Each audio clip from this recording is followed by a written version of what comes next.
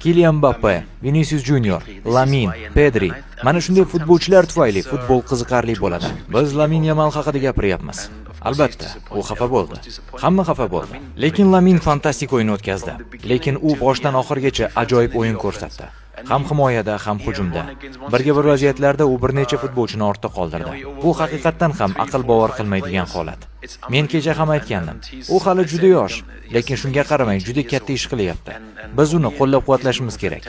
Eng muhimi ortiqcha shov-shuv qilmaslik. Ayniqsa hali ham rivojlanish jarayonida bo'lgan futbolchi haqida gap ketganda. U hali yosh, lekin kelajakda o'z mamlakati uchun tarixdagi eng yaxshi futbolchilardan biriga aylanishi mumkin.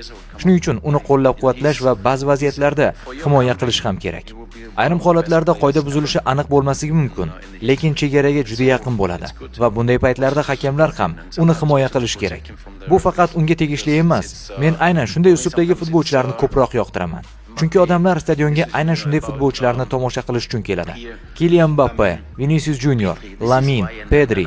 Mana shunday futbolchilar tufayli futbol qiziqarli bo'ladi. Ba'zan o'yinlar juda qo'pol tus oladi deb o'ylayman. Bu albatta har kimning qarashiga bog'liq, lekin mening fikrim shunday. Menimcha bu haqda hakamlar ham umuman hamma o'ylab ko'rish kerak. Ha, o'yin tez-tez to'xtatilmagani yaxshi, lekin ayrim vaziyatlarda aralashish zarur deb hisoblayman.